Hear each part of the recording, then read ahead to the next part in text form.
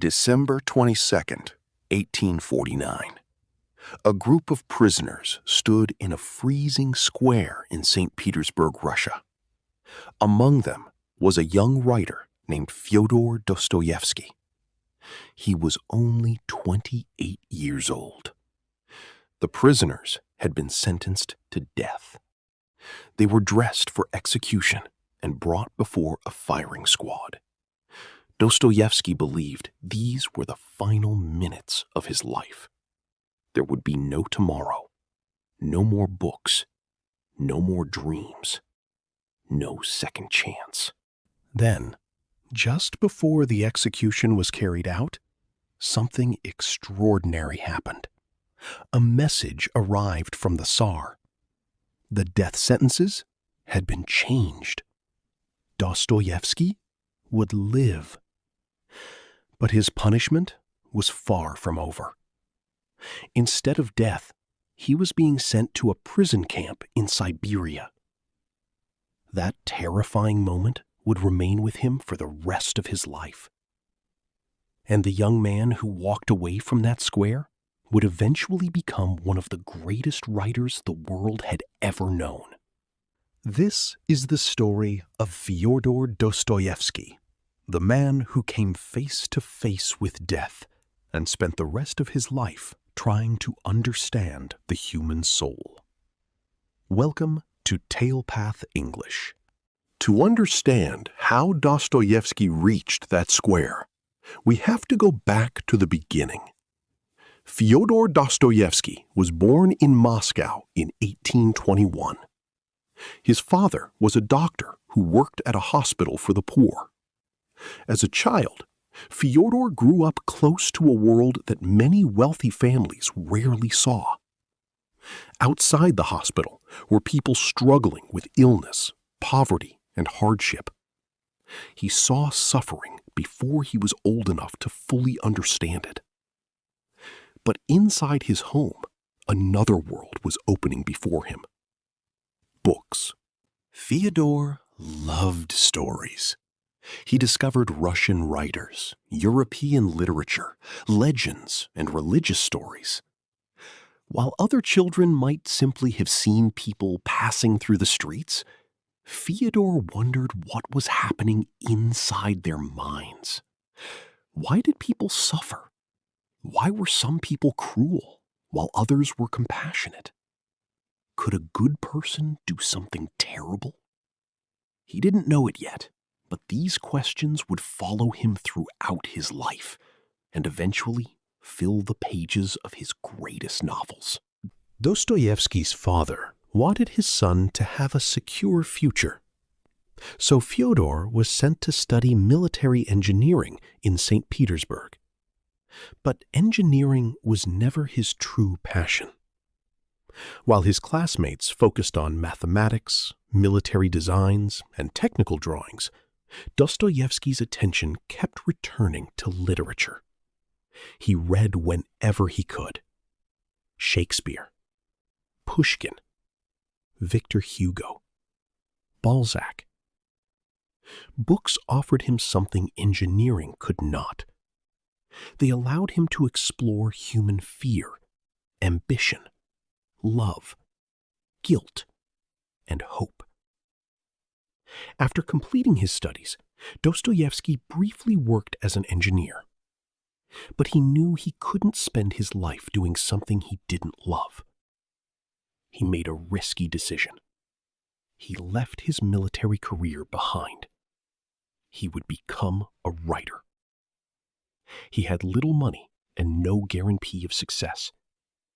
All he had was his imagination and the belief that stories mattered.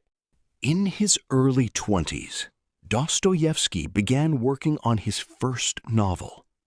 He called it Poor Folk.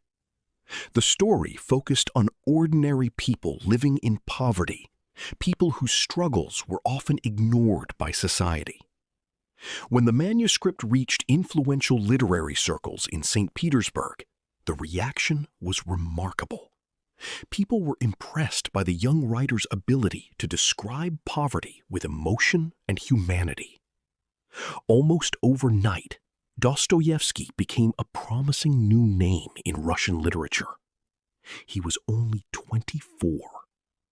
For a young man who had abandoned a secure career to become a writer, it seemed that his gamble had paid off. The literary world had opened its doors to him. But success would not last. Within only a few years, Dostoevsky would lose his freedom and nearly lose his life. St. Petersburg in the 1840s was a city of great beauty, but also strict political control. Russia was ruled by Tsar Nicholas I. Criticism of the government could be dangerous.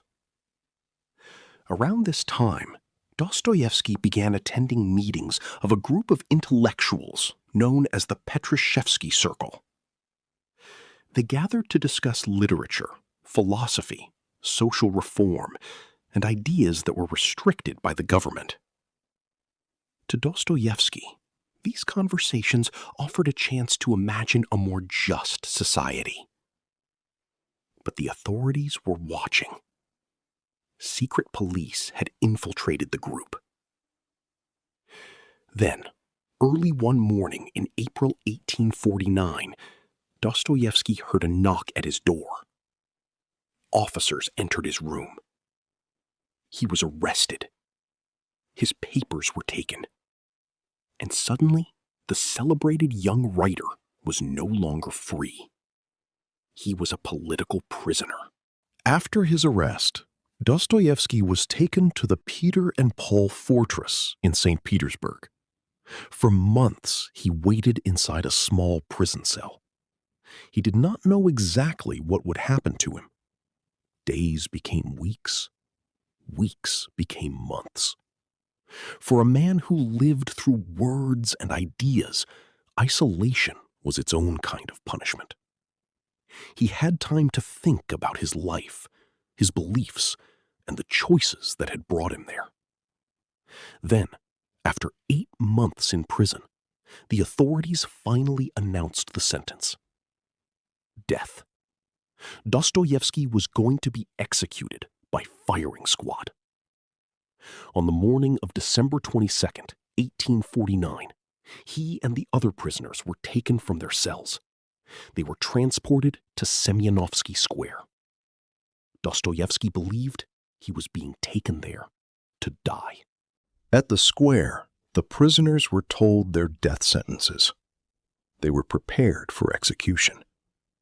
3 men were taken first and tied to posts. Dostoevsky was among the next group. He watched. He waited. And he believed that only a few minutes of his life remained. In those final moments, everything suddenly seemed precious. The sky, the buildings around him, the people he loved, life itself. Then came the sound no one expected. The execution was stopped. A message was announced. The Tsar had spared their lives. The death sentence had been replaced with years of hard labor and military service. Dostoevsky was alive. But this was not a simple act of mercy. The entire terrifying scene had been arranged as a mock execution. The prisoners had been allowed to believe they were about to die. For Dostoevsky, those minutes changed something deep inside him. Life could no longer be taken for granted. Every minute had value. Every human mind contained fears and emotions invisible to everyone else. He had looked directly at death. Now, he would have to learn how to live again. Dostoevsky had escaped death, but freedom was still far away. His new sentence included 4 years of hard labor in Siberia. Soon, he began the long journey east. He traveled across the enormous Russian landscape in the middle of winter. Eventually, he arrived at a prison camp in Omsk. This would become his world for the next 4 years. He lived among convicted thieves, violent criminals, and murderers. His freedom disappeared. His privacy disappeared. Even the simple comfort of being alone disappeared. He slept in crowded wooden barracks and lived under strict discipline. He was also forced to wear heavy chains. The successful young writer, who had once been welcomed into the literary circles of St. Petersburg, had become a Siberian prisoner. But inside that prison, Dostoevsky began studying something more complicated than anything he had found in books: human beings. Life in the Omsk prison camp was brutal. Dostoevsky lived in crowded barracks with other prisoners. There was little comfort and almost no privacy. The winters were bitterly cold. The work was exhausting, and the chains around his body constantly reminded him that he was no longer free. At first, Dostoevsky felt separated from many of the other prisoners. He came from an educated background. Many of the men around him came from completely different worlds. Some had committed terrible crimes. But as the months passed, Dostoevsky began to observe them more carefully. And what he discovered surprised him. A man could be violent and still show kindness. A criminal could love his family. Someone who seemed cruel could suddenly reveal compassion. Human beings did not fit easily into simple categories of good and evil. The prison became a terrible kind of classroom. And Dostoevsky was studying the most difficult subject of all: the human soul. Years later, these experiences would inspire his semi-autobiographical work, The House of the Dead. In February 1854, Dostoevsky's 4 years of hard labor finally ended. The prison gates opened. But he was not truly free yet. His sentence required him to serve in the military in Siberia. Still, something important had changed. The man leaving the prison was not the same man who had entered it 4 years earlier. He had witnessed cruelty. He had experienced humiliation. He had lived beside men capable of terrible violence. But he had also discovered something he would never forget. Even in the darkest places, humanity could survive. His years in Siberia deeply affected his beliefs and his understanding of suffering, morality, faith, guilt, and forgiveness. These ideas would eventually appear again and again in his writing. Dostoevsky had once wanted to become a great writer. Now he possessed something talent alone could never have given him. He had lived through the darkness he would later write about, and some of his greatest stories were still ahead of him. After prison, Dostoevsky still had years of hardship ahead of him. He was required to serve in the military in Siberia, far from the literary world he had once known. But slowly, his life began to change. In 1857, he married a widow named Maria Iseva. A few years later, Dostoevsky was finally allowed to return to St. Petersburg. Nearly 10 years had passed since his arrest. The city was familiar, but Dostoevsky was different. He was older, his health had suffered, and his years in prison had completely changed the way he saw human beings. He began writing again, but now his stories explored darker questions. What happens to a person after extreme suffering? Can someone who has done terrible things change? Can people find hope when almost everything has been taken from them? Dostoevsky was no longer simply imagining these questions.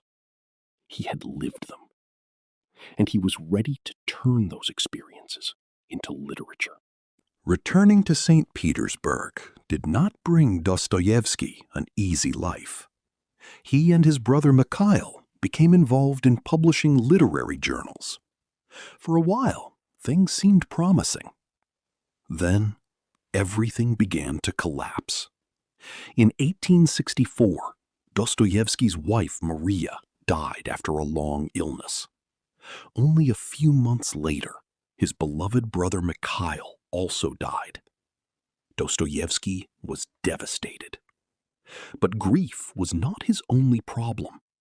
His brother left behind financial responsibilities, and Dostoevsky tried to support the family. Debts grew around him. His health remained fragile, and there was another problem: gambling. Dostoevsky had become fascinated by roulette. He convinced himself that he could win enough money to solve his financial problems. Instead, he often lost. Again and again, he found himself desperately short of money. The man who understood human weakness so brilliantly on paper was discovering that understanding a weakness did not always mean you could control it. By 1866, Dostoevsky was under enormous financial pressure. He needed money desperately. So he made a dangerous agreement with a publisher. The conditions were severe. Dostoevsky had to deliver a new novel by a strict deadline. If he failed, he risked losing the rights to publish his works for years. There was one major problem. He was already busy writing another novel. That novel was Crime and Punishment. Time was disappearing. The deadline moved closer. And Dostoevsky still had another entire book to produce. Most writers would have considered the situation impossible. Dostoevsky found another solution. He hired a young stenographer. Her name was Anna Grigorievna Snitkina. She was 20 years old. Dostoevsky was 45.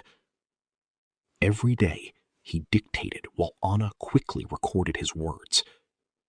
Together, they raced against the clock. The novel was called The Gambler, and somehow they finished it in only 26 days.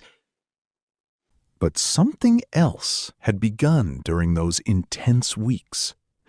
Dostoevsky had found the woman who would transform the rest of his life. That same year, Dostoevsky published the novel that would become one of his most famous works, Crime and Punishment. Its main character, Rodion Raskolnikov, is a poor former student living in St. Petersburg. He develops a dangerous idea. Perhaps extraordinary people have the right to break ordinary moral rules. Perhaps a terrible action can be justified if it leads to something greater. Raskolnikov decides to test his theory. He commits murder. But Dostoevsky was interested in something deeper than the crime itself. What happens inside a person's mind afterward? Raskolnikov cannot escape himself. Fear follows him. Guilt follows him. His thoughts become a kind of prison. Dostoevsky understood that punishment does not always begin in a courtroom. Sometimes it begins inside the mind. The novel explored crime, poverty, morality, guilt, and redemption with extraordinary psychological depth. And behind many of those ideas were Dostoevsky's own experiences: the prison cells, the condemned men, the suffering, and the questions about good and evil that had followed him throughout his life. The young stenographer who had helped Dostoevsky meet his impossible deadline soon became much more important to him. Fyodor and Anna fell in love.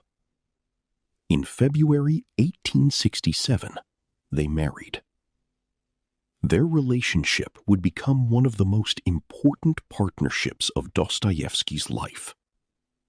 Anna was practical, intelligent, and remarkably patient.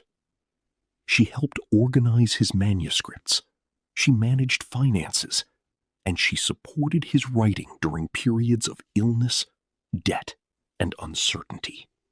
Their early married life was far from peaceful. They traveled through Europe, partly to escape creditors. But Dostoevsky's gambling continued. At times, he lost money they desperately needed. Anna remained beside him, but she did not simply ignore the problem. Slowly, Dostoevsky began to change. In 1871, after years of struggle, he finally gave up roulette. For perhaps the first time in many years, his life began to become more stable. And with Anna beside him, Dostoevsky entered the period in which he would create some of his greatest works. After the success of Crime and Punishment, Dostoevsky continued exploring the questions that had followed him for years. But this time, he tried something different. What would happen if a genuinely kind and innocent person entered a world filled with pride, jealousy, greed, and ambition? That question became the heart of his next major novel, The Idiot.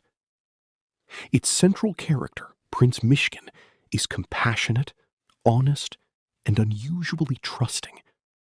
Yet the society around him does not know what to do with such. Dostoevsky was no longer simply asking why people commit terrible acts. He was asking something perhaps even more difficult. Can goodness survive in an imperfect world? Behind that question was a man who had seen both cruelty and compassion in the same prison barracks. For Dostoevsky, good and evil were rarely simple opposites. They could exist surprisingly close to each other, sometimes inside the same person. But even as Dostoevsky's literary reputation grew, his personal life was marked by tragedy. In 1868, while Fyodor and Anna were living in Switzerland, their first child, a daughter named Sonia, was born. For Dostoevsky, becoming a father brought enormous happiness. But it lasted only a few months. Sonia became ill. She died before reaching her first birthday. Dostoevsky was devastated. There was nothing to fight, nothing to escape, nothing he could write to change what had happened. Yet once again, suffering became part of the questions he carried into his work. Why do innocent people suffer? How can a person continue living after unbearable loss? And where can someone find meaning when life seems deeply unfair? Dostoevsky would never find simple answers. Perhaps that was why his novels continued asking the questions. By the 1870s, Dostoevsky had become increasingly concerned about the political and social changes happening around him. Russia was filled with arguments about revolution, religion, freedom, and the future of society. Dostoevsky had once joined young intellectuals who dreamed of changing the world. But after prison and Siberia, his views had changed dramatically. He had become suspicious of ideas that promised a perfect society while ignoring the complexity of individual human beings. These concerns became central to his novel Demons. Once again, Dostoevsky explored what happens when ideas become more powerful than compassion. But his greatest work was still ahead. For decades, he had been thinking about crime and innocence, faith and doubt, parents and children, freedom and responsibility, love and hatred. Now, near the end of his life, all of those questions were about to come together in one final masterpiece.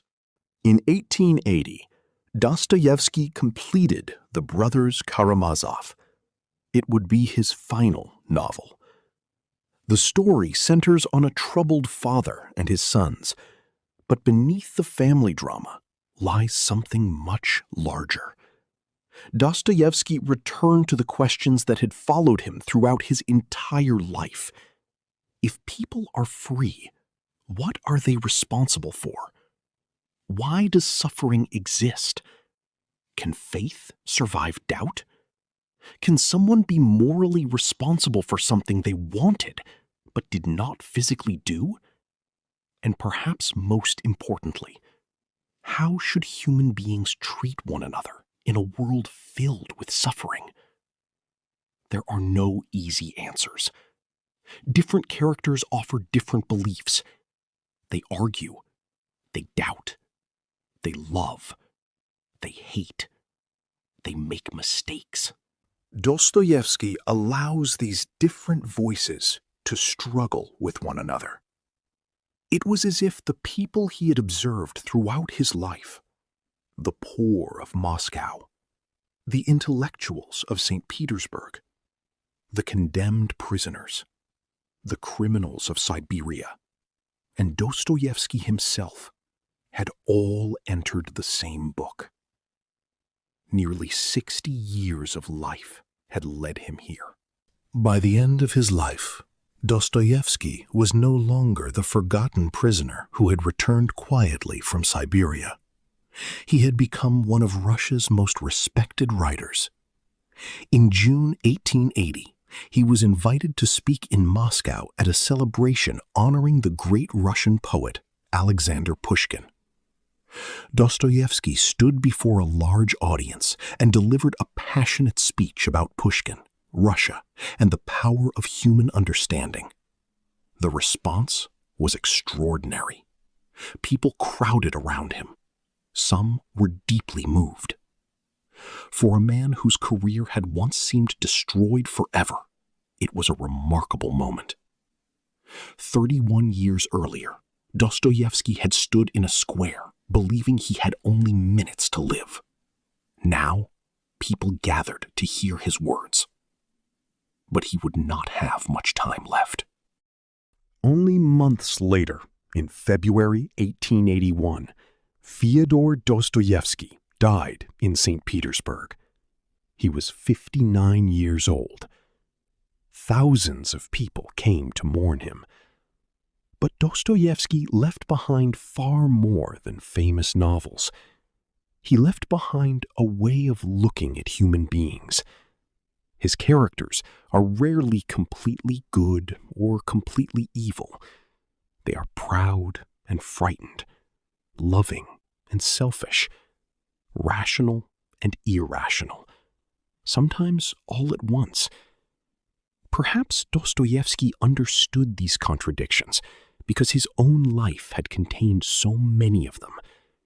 He knew success and humiliation, love and devastating loss, freedom and imprisonment, faith and doubt. He struggled with debt, illness, and addiction.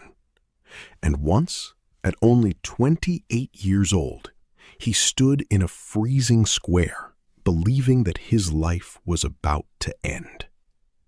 But it didn't. He was given another chance.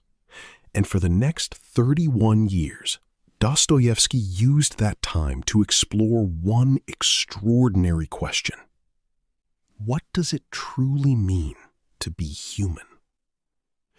More than a century later, millions of readers are still searching through his stories for the answer.